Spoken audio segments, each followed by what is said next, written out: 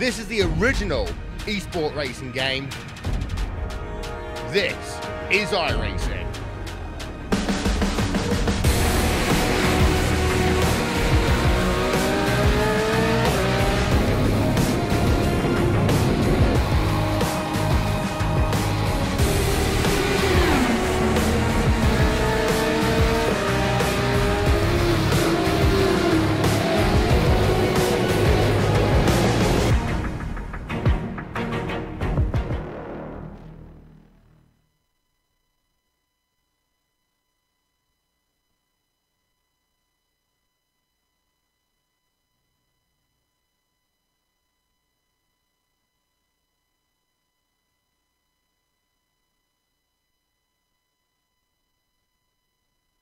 Lutefish and green peas, apple pie and vanilla ice cream, pretzels and beer. Some things are just meant to be together. Such is the case for today's car track combination, the Lotus 49 at Brands Hatch. But while the combination feels familiar, the point standings do not, because names that have monopolized the top of the charts for so long, names like Claridge and Dudignon, have been replaced by a name attached to a driver known more for his sports car prowess than his open-wheel talent. That is Rob Olenek. But the season is young, and the mystical powers of drop races can make a poor start of a season magically vanish. So let the kids play in the street. Tell the wife to call her sister, because for the next hour, you're going to be watching Round 3 of the Grand Prix Legends 2019 Spring Season Championship from Brands Hatch. And if the 4-letter bumper video didn't tip you off, we're going to be watching it all live as it happens from Green Flag to Victory Donuts right here on the Global Sim Racing.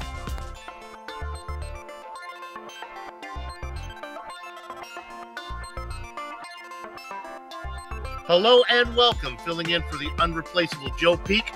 It's yours truly, Bill Soups On, joining me up in the press box to bring you our Word's Eye View by Johan Vanderbilt. We are blessed to have Amjad Yaman in our director's chair, armed with cameras locked and loaded by Dougie Beard. Johan, if you couldn't tell from the sound of my voice, I'm excited to be here. But while I take a doctor-prescribed Xanax, you can tell the viewers about today's racetrack. Absolutely, Bill. Well, there's an incredible history that can be found here at Brands Hatch, as the circuit has gone through countless different facades. It used to be a dirt track for cycling and running events around 100 years ago. It hosted dirt races on motorcycles and was only paved in 1950. Now, today we race on the GP layout in the Lotus 49, and that version of the track is even newer and was only realized in 1960. Now, the layout is around 3.7 kilometers long and offers a very challenging track for the drivers. Because I personally feel like this is one of those places where you race against the circuit instead of your opponents. Of course, there are other cars out there, but Brands Hatch features multiple corners that are very difficult in any car, including Paddock Hill Bend and the whole section between Hawthorne Hill and Stirlings. Now, Gerhard Berger dubbed Brands Hatch as the best circuit in the world, and he should know, as throughout history 12 Formula 1 Grand Prix were held here, 2 of which saw the Lotus 49 on track, but this combination was never a happy marriage, with a 6th place in 1970 for Graham Hill as the best result. Today, however, one thing is sure, and that's that we'll see a Lotus 49 win here. But before we see where things stand, let's take the viewers on board as we take you for a lap around the track.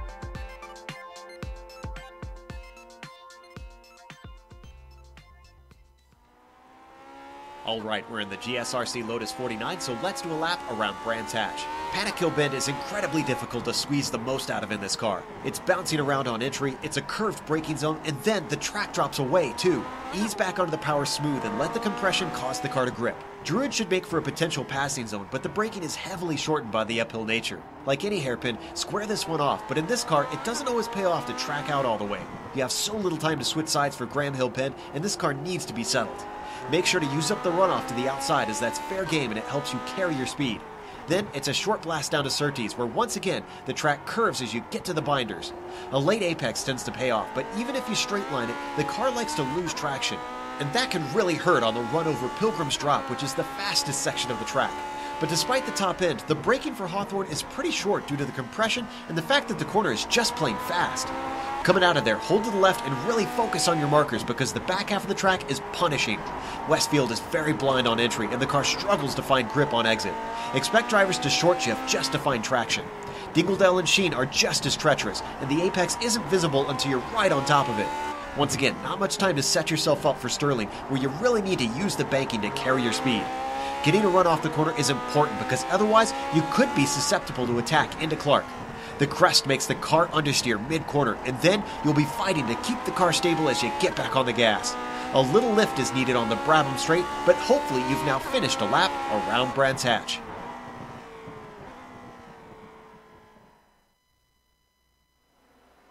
Joe Peak may not be physically with us, but we get the privilege of his disembodied voice escorting us around Brands Hatch.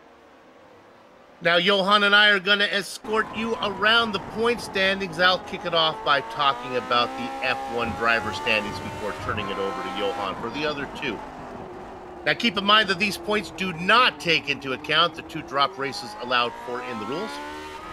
There he is. Yankee Doodle came to town riding in a Lotus. American Rob Olenek, on the heels of his first ever GSRC broadcasted win, sits atop the chart. He may race from down under, but he is high on the points ladder. I'm talking about Matt Wright in second. Hey, you bring a race down under, you bring a race into Tsukuba, and you're going to have to deal with lap traffic. Learning that lesson the hard way was Mick the Quick Claridge, but that is why God created drop weeks late on the 6th day. Marco Kika holds station in 4th. And after missing the opening round, Ove Trengere rockets 9 spots to fill out the overlay. Okay, with that out of the way, let's have Johan talk about the F2 drivers. Yeah, because in the F2 championship, it is not an American. It is a French driver on top, Hugh Hecox. Now, in this championship, the big story after the last race was basically the absence of our leader, Hideki Koifisto. The Finn didn't race, but with that, he traded in his championship lead for a 5th place in the championship. Hugh Hecox, he leads now. He was the driver that profited from that the most. He moved up 7 positions. He's leading Colin Coker with 9 points. But behind him, there's a nice battle heating up, Bill. Francisco Javier Gutierrez, Michael Reinhardt. A lot of drivers in the top 5, not separated by a lot of points. It's very tight. Let's see what happens here in Brands Hatch. Then we also have what is called a Nations Cup. We can quickly take a peek at that one, where you see the United States, on the heels of Olenek's success, moves up to the top spot. Claridge having issues early on actually drops the United Kingdom down a spot. And look at that, Worth is able to chip in some points there for those guys. Germany flying the proper flag this week, sits in 3rd position, 30 points out of the lead, with Pavlovsky and Reinhardt both contributing for that one. They're tied with Australia thanks to Matt Wright's success. And then the last team down in there is Finland, with Kika being the only contributor there, but the season is young. Hey, here at GSRC, we're always picking up new viewers, so with that in mind, let's talk about the race details here of this long-running series. Johan? Yeah, it's a good point to step in. It's only round 3, of our 12-round championship in the Lotus 49. 2 watermarks. That always means that there's 2 drop weeks. It basically means that the 2 worst results of each driver will be removed at the end of the season. The race distance today here at Brands Hatch will be 25 laps with open setup, so the drivers can tweak the setup just to their liking, and the points pay out to 25th position today. Last thing we're going to check out before we get to the action on the track is the weather. Boy, it looks pleasant here just visually. Let's go ahead and actually look at the numbers and see how it plays out as we bring those up for you in a minute. Johan, hey, looks good. It looks very good. You can see it 84 degrees Fahrenheit, 29 degrees Celsius. That is the track temperature at the moment. It's not as warm as it was in practice though, Bill. A little bit before we were in practice, the temperature was around 10 degrees Fahrenheit warmer there, around 5 degrees, 6 degrees Celsius. So I think that the drivers have to adapt to that a little bit, that the track conditions are cooler than they were around half an hour ago while they were still practicing. A very healthy size field of 25 names on the entry list here. Qualifying is underway. And, you know, we talked about familiar names being up top. How about Mick the Quick Claridge and Ove Trengere sitting at the top of the charts right now in qualifying? Yeah, very good lap times from both of them so far. We're looking at Matt Wright. He comes across the line for a second time lap. That's a 1:22.9. Good lap from him so far there. Moves up a few positions to P6 overall. But like you said, Mick Claridge and Over Trangerate, they are holding. They're locking out the front row at the moment. Our championship leader, Rob Olenek, he can only be found on the outside of row 2. He's currently sitting behind Roman Pawlowski in P4. He needs to gain some positions in the race if he wants to maintain his championship lead. On screen at the moment is one of the newer names, John Chapman. He's currently sitting in 23rd position. He has already done one of his qualifying laps, a 1:35.4. That was not a really good lap from John Chapman. He's around 7 seconds adrift from the driver in front of him. With 3 seconds to go, I think it's qualifying over, Bill. I think that'll do it for us. So let's go to the starting grid right now. It is on the front row. A couple of veterans, Mick Claridge and Ove Trengerade. You had Angel Pawlowski there in third position, flanked by Rob Olenek, Gary Teal, and Matt Wright fill up row 3. Caden Bin, a driver we're getting familiar with, is in 7th position. He's going to be inside of Marco Kiko. Row 5 has Hecox and Philip Urquhart. Daniel Cedro, familiar name, he starts the race at P11. He is being flanked by another Hecox. In this case, it's Ian Grant Petullo. He starts the race in P13. He's flanked by Jose Wilcox. On row 8, we can find Hideki Koifisto and Tanner McCullough. And behind him, it's Francisco Javier Gutierrez, flanked by Armin Weber. And on row 10, the last 2 drivers in the top 20, it's Brett Fendley and Colin Coker. Get down to the guy in the blackjack spot. It's David Sanchez, Gary Anderson after him. John Chapman, you think with the history of this car, he should be good at this one. Nika Ignatov in the 24th position did not put in a qualifying time, but he is out there on the grid right now, and the last car out there in the quarter-century mark is David Hudson. Okay, it's round 3. We're at a perfect track to go racing. The weather is good. The drivers are ready. You're ready. Let's get this show underway. No pit stops today. We are going to be pure excitement from green flag to checkered flag. Trengarade's qualifying time, a 1:22.4, about 0.4 of a second off the pole sitter of Mick Claridge.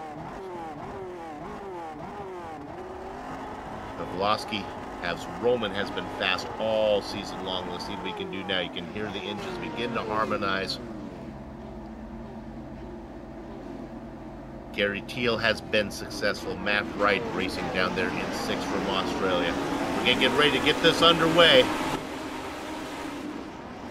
Gather at the chicken steak, covering on the cows. The horses are out of the barn, and the Norwegian driver, Tengrade, gets a great run on the outside. Pressure in Claridge, cannot get it done. He's going to try to tuck it, and he does in front of Pawlowski. Olenek and Teal round out your top 5 as they go into Druids. Oh, but Gary Teal, look at him. He's putting pressure on Rob Olenek. He's to the inside. That is through Druid, still side by side, but now he's on the outside. Takes more momentum. Around Graham Hill Bend. Behind him, Caden Bean is looking feisty as well. He sees P4 being challenged. He wants to get there. Still side by side. Rob Olenek now on the inside of Surtees. Gets by Gary Teal. He stays P4. Boy, Teal really worked hard, was trying to get to that podium position. Olenek was having none of it. All that fighting has let the 2 leaders drive away up front. Claridge and Trengerade. Pawlowski right behind him in 3rd position. That battle between Olenek and Teal was for 4th. Battle behind him is still going on. Caden Bean is now very close to Gary Teal. Caden Bean started the race at P7. He's looking to gain 2 positions. It will happen. He makes a little mistake. Woo! Braking on the grass. What a save from Caden Bean there through sheer curve. Saves it. Only loses a little bit of time. Doesn't even lose a position. That car was in the wall, but somehow he turned it back, cranked it to the left, kept it going straight. He races in 6th position. We're going to go on board with this. Watch his hands.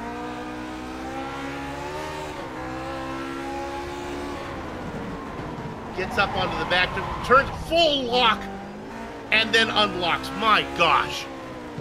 And it's so easy to make a mistake like that. You're so close to the driver in front, and especially for those quick corners on the back end of the circuit, you just don't see the braking points, the steering points, as well as when you're driving alone. And a mistake like that, very easy to make. Caden can continue, however.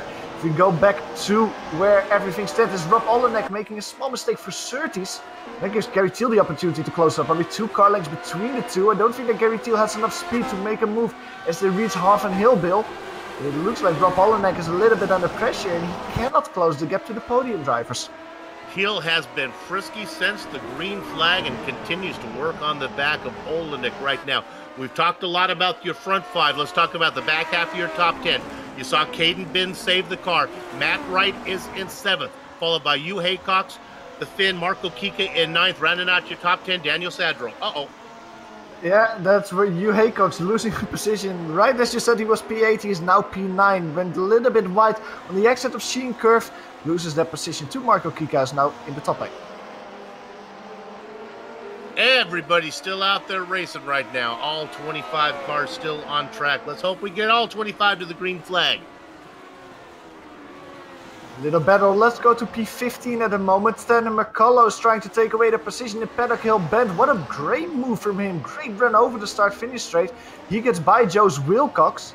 Wilcox is relegated 1 position. He's now in 16th position. Tanner McCullough started the race in 16th. So he's 1 position up, trying to close down the gap now to Grant Petullo in front. We look at that battle for 15th. I'm going to take you up front for a minute and go right up to our leaders because, well, I thought Claridge was safe. I took a peek down there and Ove Trengrade is able to stay right with him. Now only about 4 or 5 car lengths back. And in good pace, and they're not even that. They are not leaving Pavlovsky as well as Roman is hanging right in there in 3rd spot. There's nothing between the top 2 at the moment. Last time around, only 3 thousandths of a second over Trengerade was quicker than Claridge in front of him. There's nothing that you can find between these 2 drivers. Even if you get right behind him, Bill, where do you make an overtake here? It's so difficult to get that pass. Let's look at 4th. Here comes Thiel again. Olenek made a mistake. And look at the white car of Thiel right on the back. But again, he cannot get it done. Johan, we talked about it before we went live. Passing here is going to be at a premium. Man, you can follow a car, but it's hard to get around him. You have to wait for those mistakes that Rob Olenek just made. And Gary Thiel almost profited from. You have to wait for those. Maybe even try to force the driver in front into a mistake like that, because that's probably one of the only chances you'll get to win a position here. The leaders work their way through the hairpin. That is Druids now. Again, Olenek out in front, leading Thiel, who's been on him. Caden Bin, after he had the car 90 degrees to the way the car was supposed to be going, got it going straight. He races back there in 6th position. Wright and Kika holding on. This battle, or this train of cars, is really forming behind Rob Olenek now. It was 3 cars, but Matt Wright and Marco Kika are following suit at the moment. A quick update on Hugh Hecox. He was P9 after a small mistake a few laps ago. He has lost another position. Daniel Sadro got by him. Daniel Sadro is now up to P9. Yeah, we got a little Cain and Abel going on back there for 10th position as it's Hecox versus Hecox. You and Ian. You can see the car out in front, that white one. That is Daniel Sadro, the American driver. Yeah, and I imagine Daniel Sadro to drive a little bit away from Hugh Hecox where he is now. Now let's go to P7 at the moment. Matt Wright has a horrible exit through Clark Curve. Being put under pressure by Marco Kika a little bit. Oh, Marco Kika getting very loose in the middle of the start-finish straight. Very late. Going through the gravel. Saves it though. Wow. I thought he was a gunner there, but he just saved it. Brought it back to the tarmac. He doesn't even lose a position there. That one was going wrong well before he got to the corner. Let's ride on board here. I'm not sure if he thought about diving it down and then thought better of it, then missed his braking zone, then did all he could to stay off the back of the gearbox. Great job of keeping the car going straight. Amazing job. Well, he's still less than a second behind Matt Wright, so that battle isn't over. Let's see how that continues. Now let's go back up front over Trengerade. We were mentioning the battle between him and Mick Claridge. Last time around, over Trengerade was around 1.5 tenths quicker than Mick in front. This battle is just not stopping at the moment, but as we said before, Mick has to make a mistake before over Trengerade will get a chance to get by him. Mick making a mistake, that's not something we see that often. They come at you now. The 3rd car in line, that is Pavlovsky back there. He's about a second behind Trengerade. We'll keep an eye on that, see if he can close up on the 2 leaders. They are gapping Olenek. I think that might happen as well very soon is some lap traffic, because the last driver at the moment, which is David Hudson in 25th position, he's 55 seconds behind the leader. If that pace continues, I think that in a few laps, Nick Claridge, Over Trangrade, Roman Pavlovsky all will have to get through some traffic as well. And that might be the moment that Over Trangrade needs to try and move for P1. Hudson, one of the drivers, not able to put in a qualifying time, so I really can't tell you what kind of pace he has under him, but he's struggling right now. You know, a fun battle, Director, can we, let's go to P4. Oh, look at this. He finally got him. Olenek back to 5th. Gary Teal makes that pass. He's been trying on him for each of the 6 laps we've been racing. Finally got it done. Yeah, but I don't want to put too many flowers on Gary Teal's name, because that was mostly Rob Olenek's mistake. Just look at the leopard skin car there on the exit, just going very sideways. That was the moment that Gary Teal needed to get by. So Gary Teal now up to P4. Let's see actually if he can drive away from Rob Olenek now. Rob Olenek is immediately being put under pressure by Caden Bean. It also seems like Gary Teal's just not very quick through the whole infield section, because there's a little train very closely following at the moment. Matt Wright, however, and Marco Kika behind him are following by the wayside. These 3 drivers, this P4, 5 and 6, are within a second of each other. Yeah, one of the best battles on the track right now. Look at Ben close up as they work their way through Paddock Hill Bend. Let's stay on this one. We've been jumping around a little bit. Let's watch these guys. And now they work through Druid. Go ahead, Johan. I just wanted to say a quick update on Colin Coker. He's a first retirement of today. He had a little off moment. We don't have to go to a replay of that in Paddock Hill Bend last time around. He's the first retirement.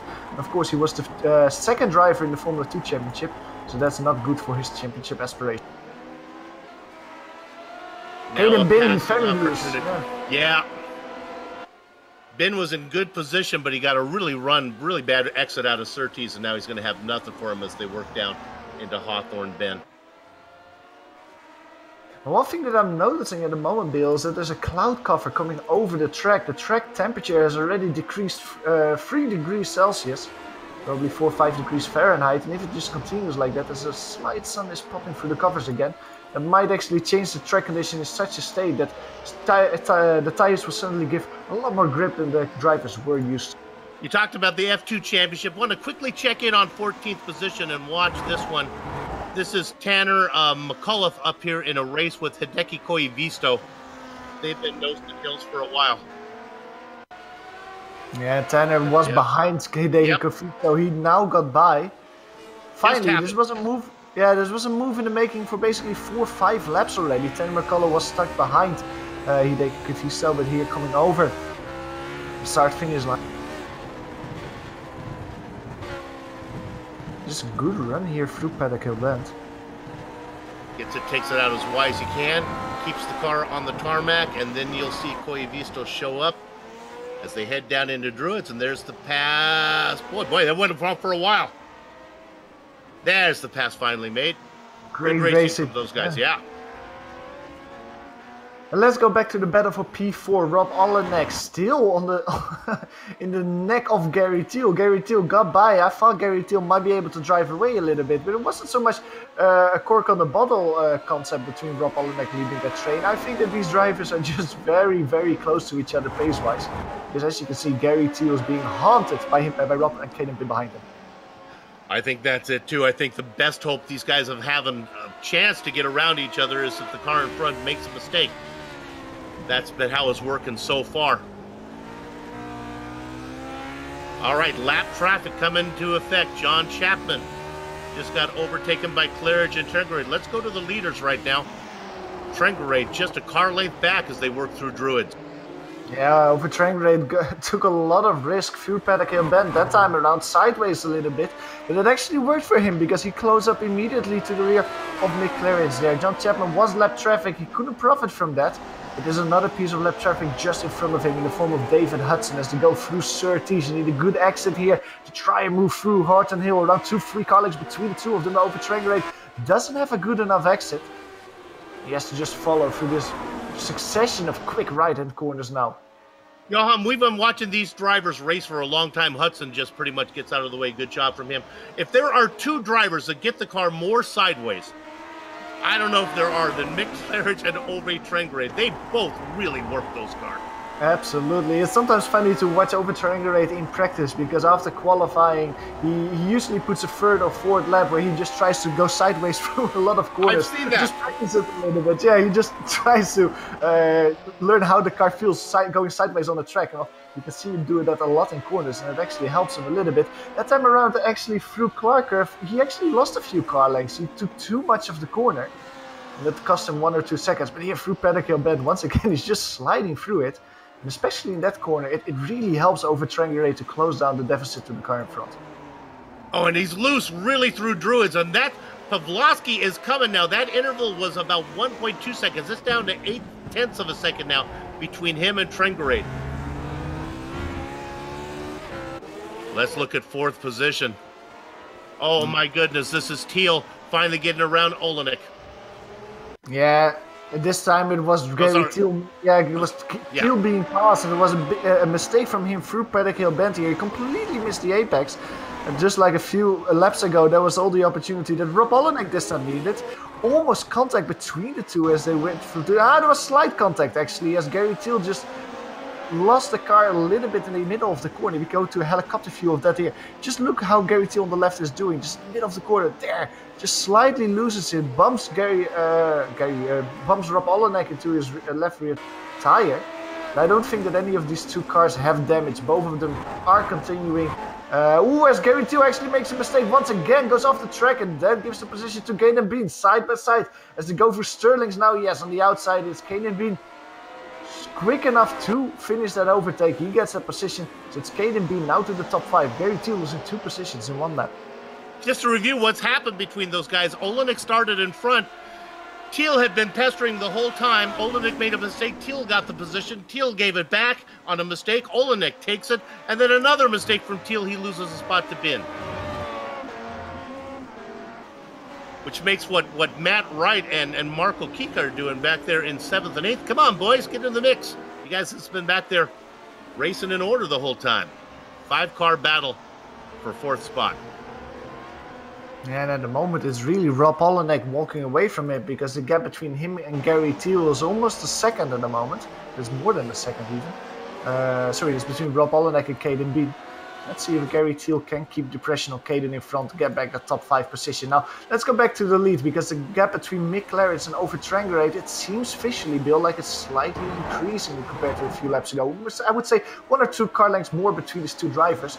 At the meantime, Roman Pavlovsky, he's not falling away. He's still just eating popcorn and waiting to see what happens between the 2 drivers in front. With 15 laps to go, all Trengrade needs to do is remain in striking distance. Doesn't want Claridge to get too far away. If you go to P10, Daniel Cedro is being overtaken by Ian Hecox. That was a great move from Ian Hecox, which just happened in Sheen Curve.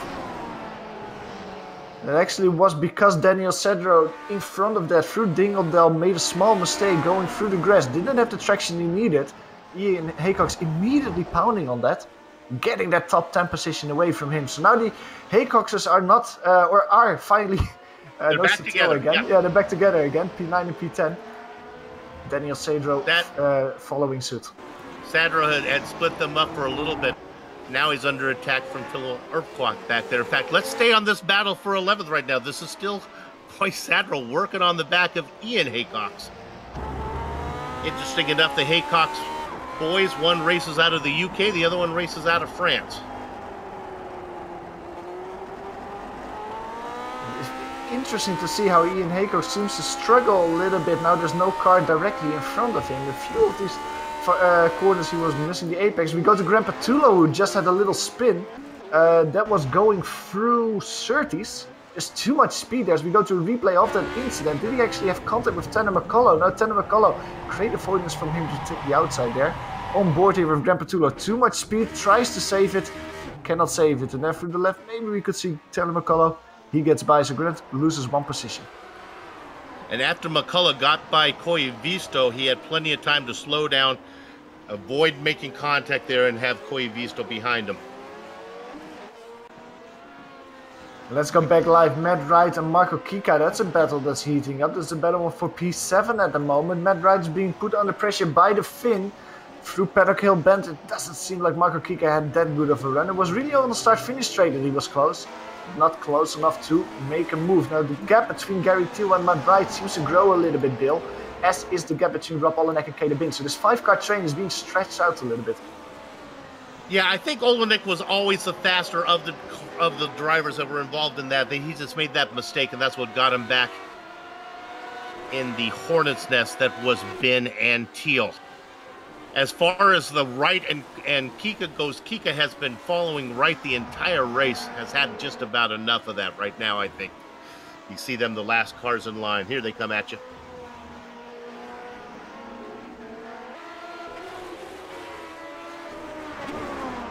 "13 laps in, 13 laps to go."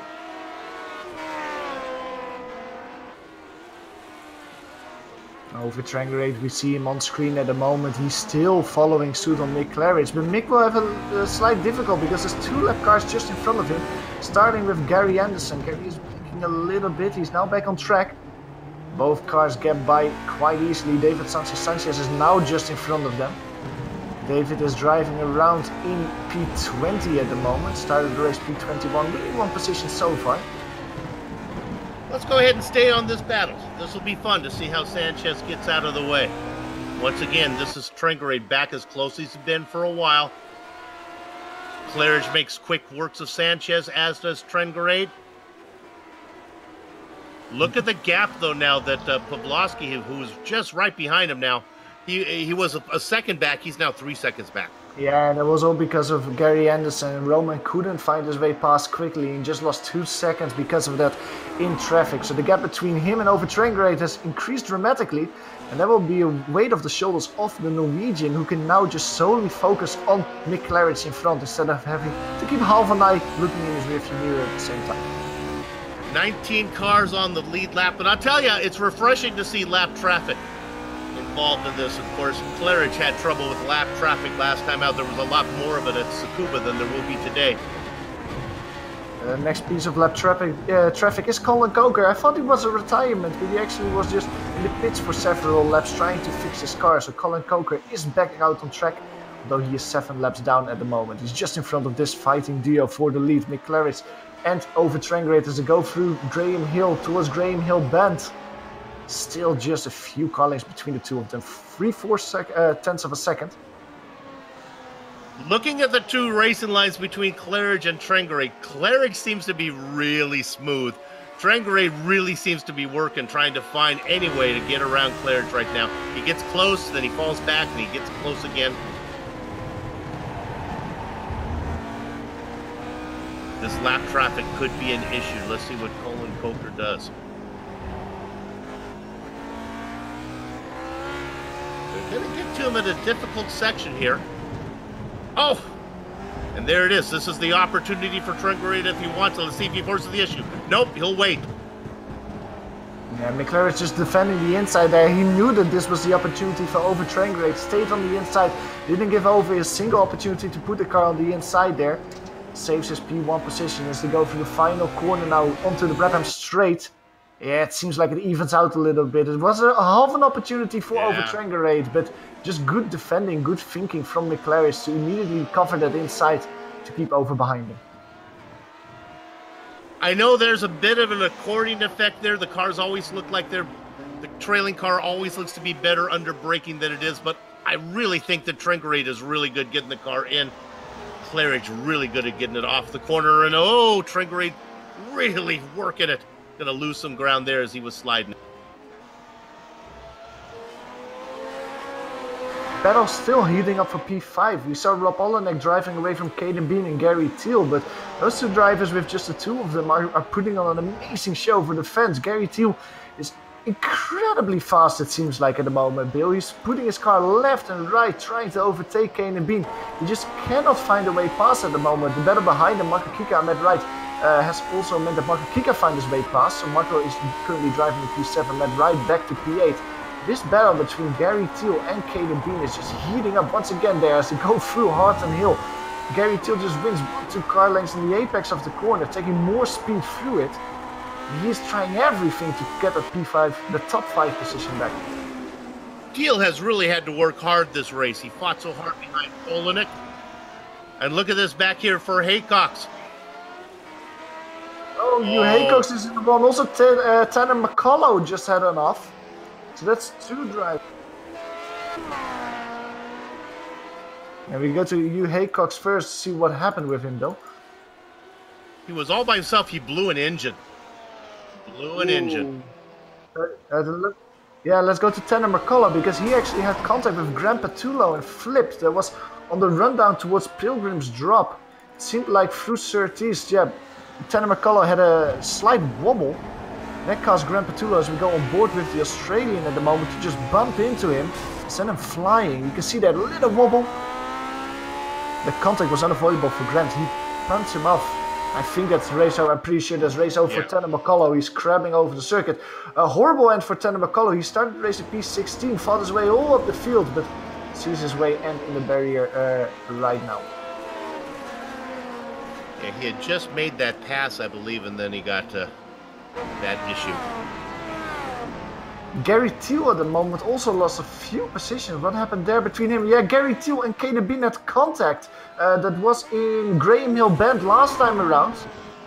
Don't know if you can go to a replay of that incident. Yeah, we found that replay there. Gary Till and Caleb Bean were side by side. You can see here on the right it's Gary Till, and as they go to the next corner, he just cuts in a little bit too much. It almost seems like. Lucky not to go over. Oh, absolutely, yeah, absolutely, to not actually get more damage than he did there. Luckily for Gary, he can continue as we go to another replay of that incident. On top here, you can really clearly see that Gary Till, it almost seems like he just cuts in too much there. Caleb Bin was still there, just looped himself around. Now, luckily for Gary Till, still driving around the P8, didn't lose too much. Bin was holding the tight inside line. He had to put the car somewhere. So the adventures of Gary Till continue back in 8th position. Not sure he's going to have anything to get up to the drivers in front of him. A lot of excitement suddenly happening all at once, but as we see over Trangrate and Mick Claridge, they're still our constant in this race. They're still just a few tenths away from each other. The gap has increased to 0.6 of a second. That's because of a little bit of lap traffic in front of them as they go by David Hudson for one more time. It allows over Trangrate to win 0.2 of a second, just close it up once again to Mick Claridge. So much action going on. I'm not sure if we documented that Kika was able to get around Matt Wright for 6th position. If we did, I apologize. Yeah, it's a great race for Marco Kika, winning 2 positions so far. Same has to be said for Caden Bin. Both of them are, well, the quick movers in the top 10. Yeah. The question is Bin's car still at 100% after the contact with Teal? We'll find out soon enough. The interval between Bin and Kika, 2 seconds. We'll monitor that gap, see if it closes. Ooh, as Marco Kika goes very loose through Paddock Hill Bend that time around, will it give an opportunity to Matt Wright? No, Matt Wright cannot put it side by side, but that allows Matt Wright to win a few car lengths immediately. Almost enough for the Australian to get by the finish drive. Marco Kika, I think that right now, Bill, he's more looking behind him to see what Matt Wright is doing than he's trying to mount an offensive on Caden. Again, very loose there for Surtees. Look at the run that Matt Wright is now getting through back straight. On the outside as they go through Hudson Hill, going to go side by side through this corner, braking slightly later. Matt Wright trying to swerve it around the outside, but on the inside it is Marco Kika with the track advantage. Still side by side. Now Matt Wright is giving in. He slots back into the racing line. Let's go up front. I think I got a feeling that maybe Trangrate's going to make a move here pretty quick. He has been really tough on the back of Claridge. He is now only a half car length back. I just got a feeling that he's going to put it in there one of these corners. Maybe Druids, no. He has been really strong out of corner number 4 at Surtees. He'll have a shot at it through Hawthorne Bend. Let's stay on this one. Oh, now he gives up a little more interval. This is where he's been really strong out of this corner. He's been getting a good run. Might be too far back. He's not going to be able to get there before they get to Hawthorne Bend.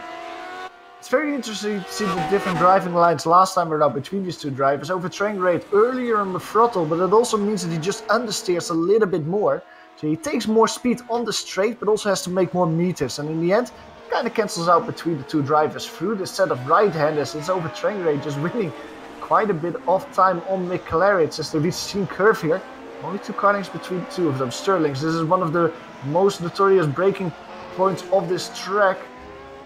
Gap between the two stays the same. Going towards Clark Curve, you need a good exit through here if you want to try it on the inside of Paddock Hill Bend.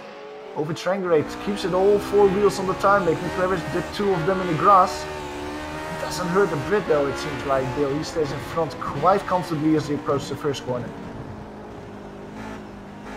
They go through, now they head down into the hairpin that is Druid.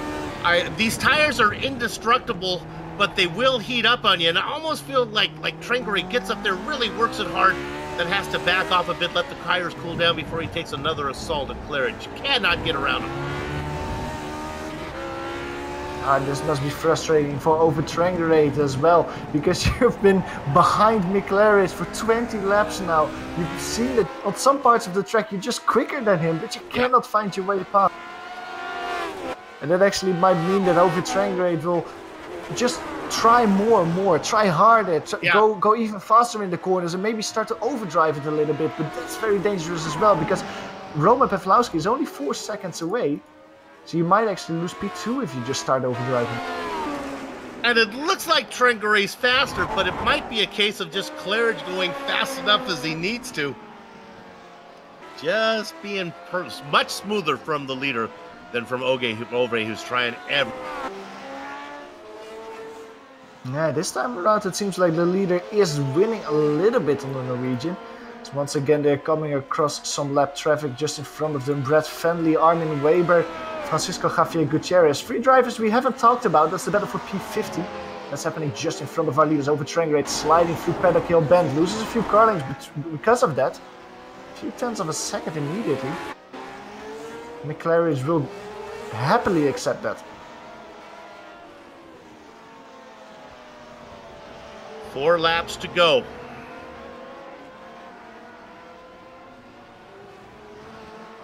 Trangrate's got to be saying, gee, I'm only going to get so many more chances at my favorite corners here. Let's go back quickly and look at Kika back in 6th position. This is they're closing up as they go around these lap cars here. Yeah, let's see if they actually over Trangrate can use that, because there's one car, that's 2 cars, David Sanchez going very slow. He just had a little spin and a crash, so I think that he's nursing his car to the pits at the moment. They found their way past 2 of the lap traffic cars in front of them. There's 2 more to go just in front of their nose. The next one is Armin Weber. In front of them, like I said, Francisco Javier Gutierrez, P15 and P16. That's at the moment. Over Trangrate is getting closer and closer on the exit of the penultimate final corner, I mean. McLaren has to give in a little bit to avoid Armin Weber. The gap between him and over Trangrate is closing. This will not be an optimal line as Emma Weber has to go on the grass to avoid them. Both cars, leader and second. He's got a shot at him! Yeah, both are sliding through the first corner. Over Trangrate had a moment, but just backs out of it there. Boy, how about the patience from Trangrate? I don't know how many opportunities you're going to get. That was one. Claridge made the mistake, and Trangrate said, not yet. Wow. I thought that McLaren for sure would lose the position. He was with all wheels going through the gravel there on the exit of Paddock Hill Bend. Still kept it in P1, however. Over Trangrate didn't get the moment he needed to get by. Still, nose to tail, these 2 drivers, 0.3 of a second. There's only 3 more laps to go. In front of them it is Francisco Javier Gutierrez going a little bit slow, and again they're catching traffic at a point of this track where you don't want it, as they go through the very quick Westfield Bend. Going a little bit more on the outside is Francisco, letting both of them by, but the gap between them is only 1 car length now, less than a car length. Over Trangrate. Very quick, he has to try and move now because there's not a lot more opportunities that you will get as they go through Sterling's. Just sliding too much there, and that destroys the opportunity that he had, because you can see visually the gap immediately grow to 4 or 5 car lengths. We're going to take a look at Ian Hecox, who had an issue. This is just down the main straight. Looks like a... Yeah, you can see a little bit earlier on the main straight, he just dips 2 wheels on the grass a little bit earlier.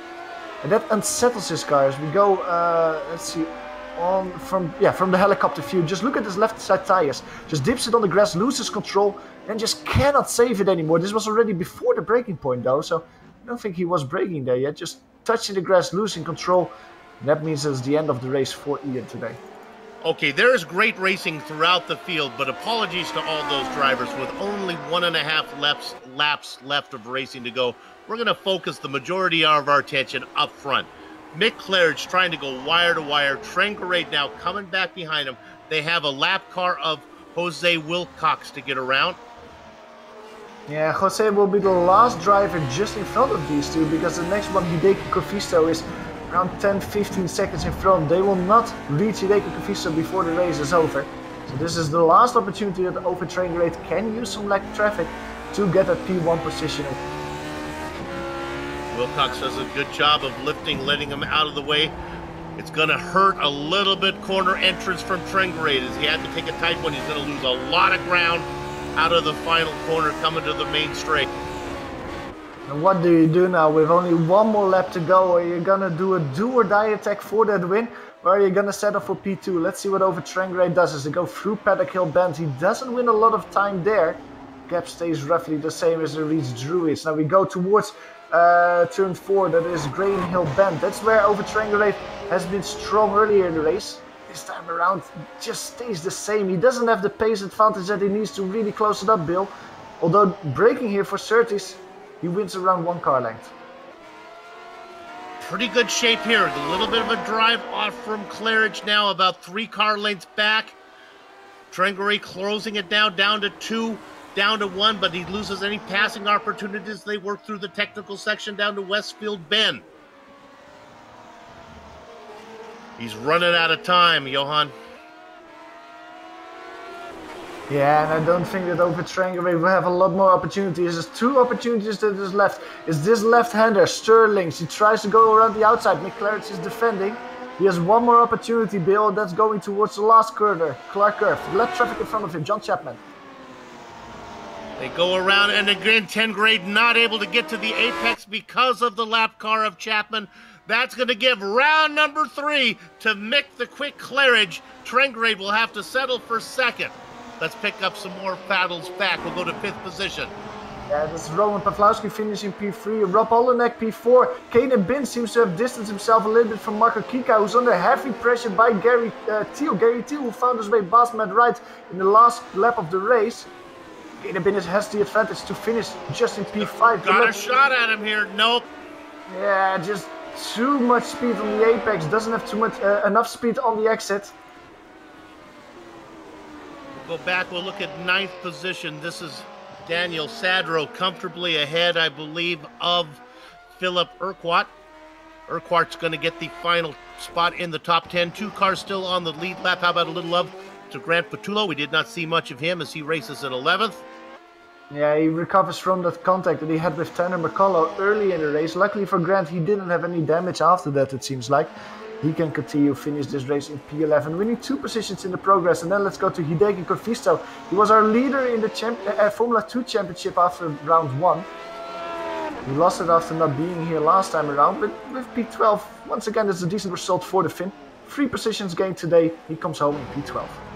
I'll tell you right now, Hideki Koivisto is the best F2 AM champion. We see him in several events, several series where he is dominant in that class. The racing is over here at Brands Hatch, but our broadcast is not. We'll take a short break, then we'll come back to run down the finishing order, talk to some of the drivers before we put a lock on the gate. Don't go far. You're watching the Global Sim Racing channel on the iRacing Esports Network.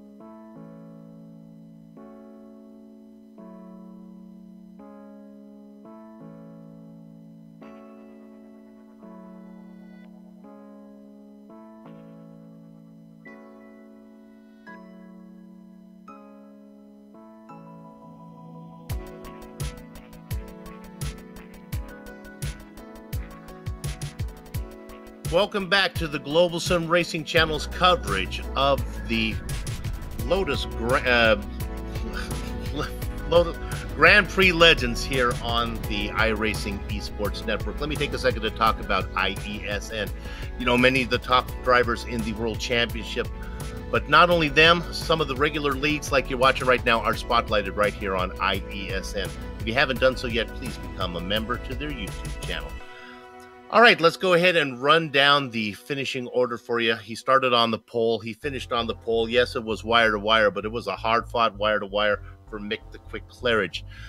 Ove Trengere, try as he might, could not get around him. Again, you got to tip your hat when Claridge made a mistake. Trengere had the opportunity, decided it's not the right time to do it. He settles for second, but he'll be a good points day for the Norwegian.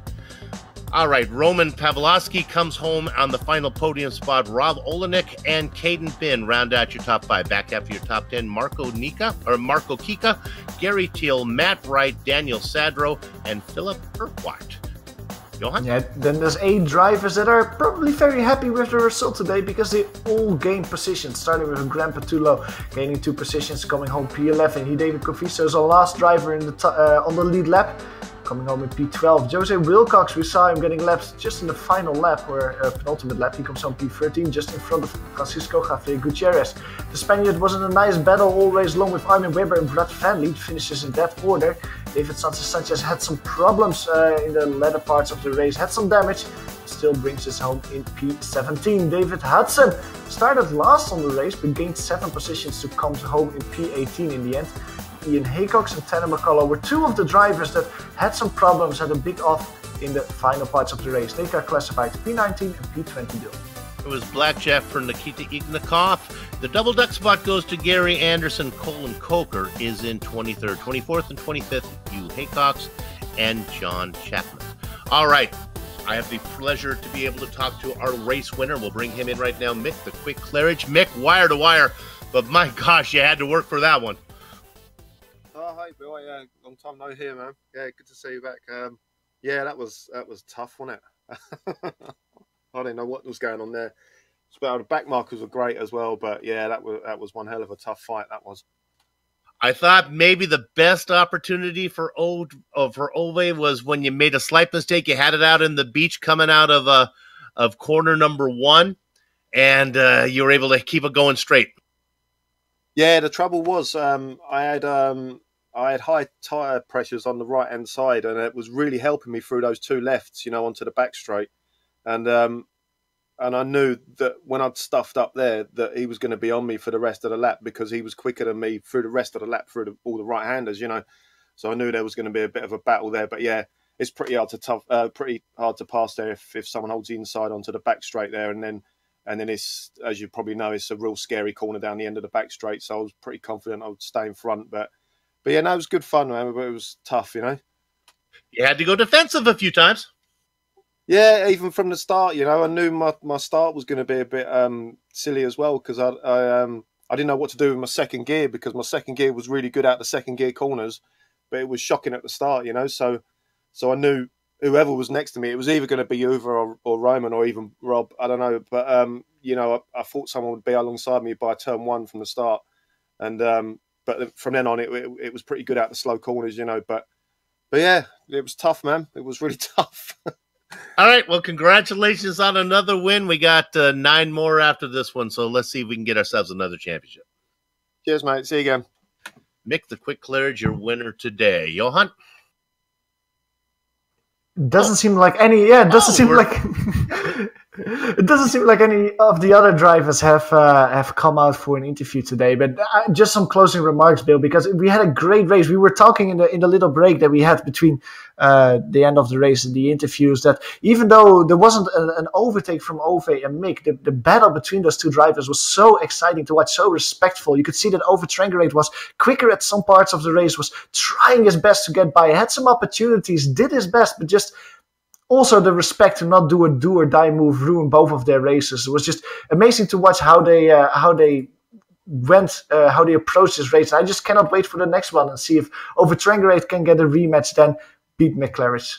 A lot of miles raced between those two against each other. All right, the racing is over here, so let's wrap this up. We'd like to thank everybody at the Lotus 49 community for making these broadcasts possible and for choosing GSRC as their broadcaster. We know you have a lot of choices when you fly. Thanks for flying GSRC. On screen now are just some of the equipment and software used to stream cyberspace into your place. Additional thanks to June Alon, who provides the iconic music. See the screen to how to get a hold of more of her great work. The Grand Prix Legends return in 1 week for round 4 from VIR. Rest easy, as Joe Peak will be back alongside Johan Vanderbilt to call the action on GSRC via the iRacing Esports Network. Next for IESN, well, that's going to be our coverage later today of the Camel Series. Round 3 from COTA. Coverage begins at 1 p.m. Eastern. Sliding across your screen now are just some of the upcoming GSRC broadcasts, so check those out and mark them down on your calendar. If you haven't done so yet, become a GSRC's YouTube subscriber by heading over to our YouTube page and hitting that big red button. If you want to know more about us, check us out at Global Sim Racing Channel, Twitter at GSR Channel, Facebook at Global Sim Racing Channel, and Instagram at GSRC_Graham. Come on, Soup, you only got 2 more paragraphs. Let's keep it clean. Finally, on behalf of the entire crew, that would be Johan, Amjed, and Dougie. I'd like to thank all of you for watching as we saw Mick the Quick Claridge get another win here at Brands Hatch. With that said, we're off to have fun, storm the castle. So until next time, race clean, race hard, and we'll see you on the track.